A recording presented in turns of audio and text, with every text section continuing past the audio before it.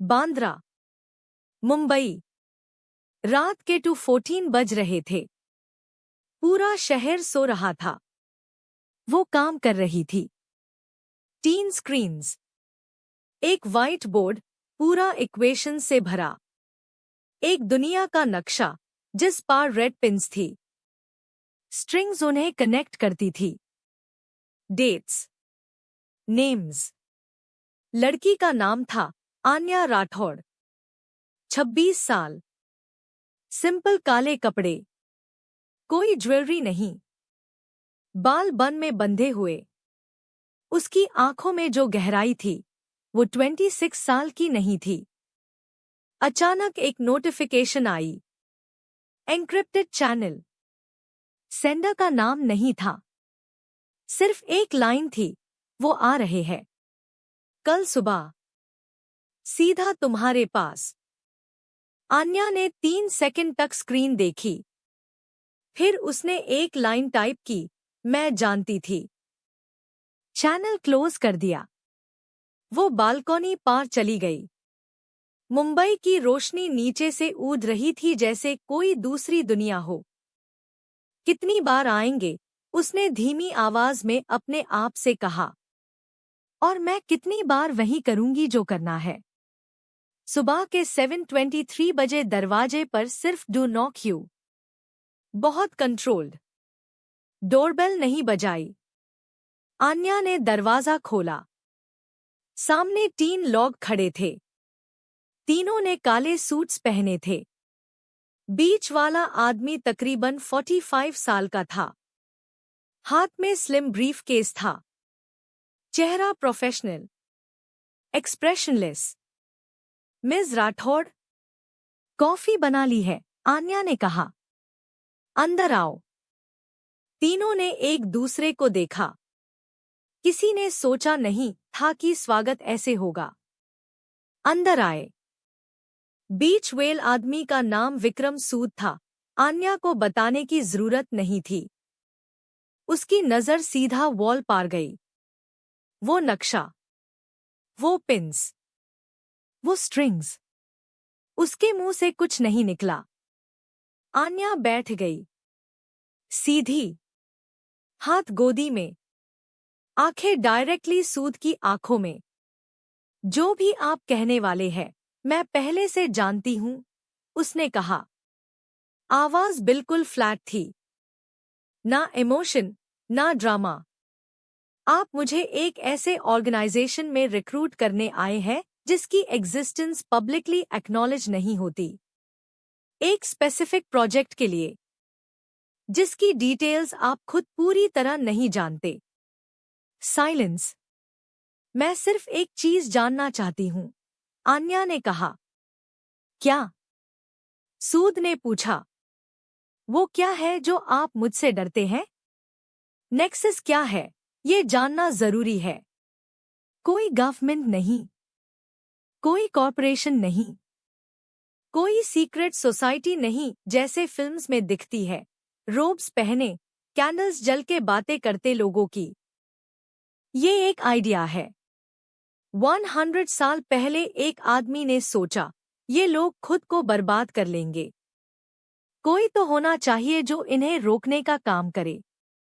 उसने अपनी पूरी वेल्थ, पूरा नेटवर्क, पूरा एग्जिस्टेंस एक काम के नाम कर दिया। उस काम का नाम था नेक्सस। इन 100 सालों में नेक्सस ने गवर्नमेंट्स गिराई है, बनाई है, वॉर्स शुरू कराए हैं, खत्म कराए हैं। सब कुछ खामोशी से। कोई स्पीच नहीं, कोई क्रेडिट नहीं। क्योंकि नेक्सस का पहला रूल था, जो दिखता है वो करता नहीं, जो करता है वो दिखता नहीं। और अभी इन 100 सालों में पहली बार नेक्सस के अंदर कुछ गलत हो रहा था। वो रात को आया। सूद ने नहीं भेजना था उससे। डोरबेल नहीं बजाई, सिर्फ दरवाजा खुला। 30 साल का, लांबा, काले कपड़े, मगर यूनिफॉर्म की तरह नहीं, चॉइस की तरह। चेहरा पर एक स्कार था, बाईं तरफ, जॉलाइन के पास। और उसकी आंखें। आन्या ने अपनी जिंदगी में बहुत लोग देखे थे, बहुत तरह के, मगर इन आंखों में जो था वो उसने पहले कभी नहीं देखा था। कोई डर नहीं, कोई एग्रेशन नहीं, कोई चार्म नहीं, सिर्फ एक बहुत गहरी, बहुत क्वाइट ऑब्जर्वेशन। जैसे वो भी आन्या को पढ़ रहा था, बिल्कुल वैसे जैसे वो दुनिया को पढ़ती थी। मिस राठौड़, आप सूद ने नहीं भेजना, आन्या ने कहा। स्टेटमेंट था, सवाल नहीं। नहीं, नेक्सस ने भेजना है। हाँ, तो सूद नहीं जानता आप यहाँ है। वो मुस्कुराया। बैरली, एकदम थोड़ा। आप बहुत क्विकली डिसाइड करती है, उसने कहा। आप बहुत देर से आए, आन्या ने काउंटर किया। अंदर आओ। उसका नाम था कबीर। सिर्फ कबीर। कोई सरनेम नहीं बताया। आन्या ने मांगा नहीं। रात के 11 बजे दोनों आन्या की डेस्क के सामने बैठे थे। बीच में लैपटॉप था और एक एन्क्रिप्टेड फोल्डर जो कबीर अपने साथ लाया था। कबीर ने सीधा शुरू किया। कोई बिल्डअप नहीं। नेक्सस के अंदर जो इंसान है, वो पिछले 3 सालों से सिर्फ एक काम कर रहा है। वो एक इंसान को ढूंढ रहा है। किसे? आन्या ने पूछा। तुम्हें। साइलेंस। आन्या का चेहरा, कुछ नहीं। ना सरप्राइज, ना डर। क्यों? क्योंकि तुम वही हो जो नेक्सस हमेशा ढूंढता आया है।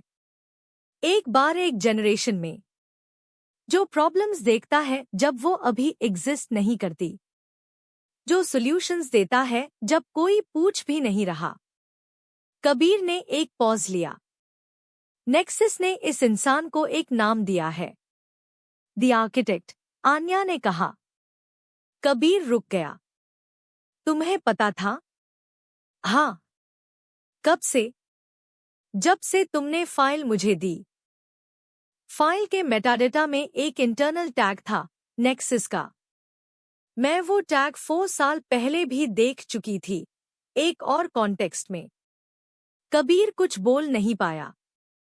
जो अंदर वाला है, आन्या ने आगे कहा, वो मुझे उसे करना चाहता है अपने किसी प्लान के लिए, जो नेक्सस का प्लान नहीं है। हाँ, एक गलती है इस लॉजिक में, आन्या ने कहा। कौन सी? तुम मान रहे हो कि मैं नेक्सस को इसलिए चूज करूंगी क्योंकि नेक्सस ने पहले ढूंढा।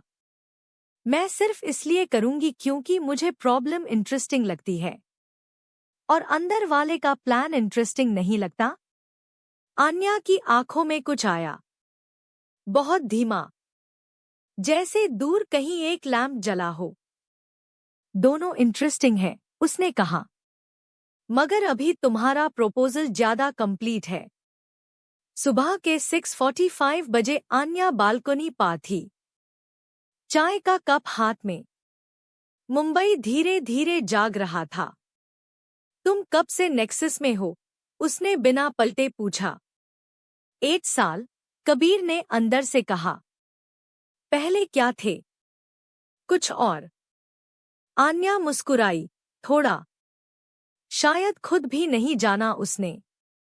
सब लोग वहां से आते हैं, उसने कहा। कुछ और से। कबीर ने उससे देखा। वो अभी भी शहर देख रही थी, बिल्कुल स्टिल। कोई मूवमेंट नहीं।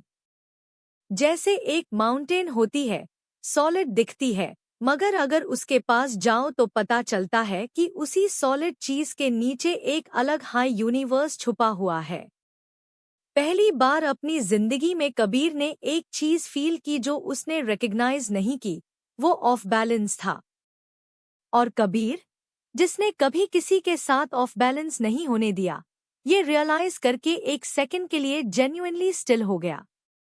उसी रात, किसी और जगह, अंधेरे में, एक स्क्रीन थी, एक चेहरा, जिस पर कोई इमोशन नहीं था। वो एक रिपोर्ट पढ़ रहा था। Subject Anya Rathore. Status moving. Timeline 48 hours. उसने रिपोर्ट बैन की। फिर एक एन्क्रिप्टेड मैसेज टाइप किया। कोई आईडी नहीं, कोई नाम नहीं, सिर्फ एक line, she is going in, begin phase 2, send. Screen black हो गई।